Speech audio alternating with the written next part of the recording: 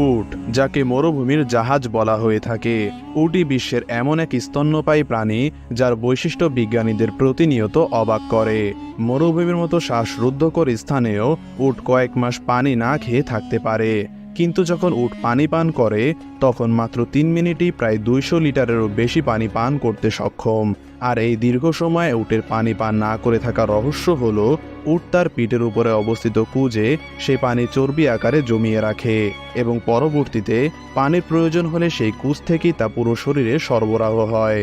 উটের খাদ্যাভ্যাসে এমন কিছু খাবার রয়েছে যা আপনাকে এক গোলক ধাঁধায় ফেলে দিবে। এমনই দুটি খাবারের একটি হলো জীবন্ত সাপকে উটের মুখের ভেতর ঢুকিয়ে দেওয়া। সাপ খাওয়ার পর সাপের বিষে উট কাতরাতে থাকে। এক পর্যায়ে উটের চোখ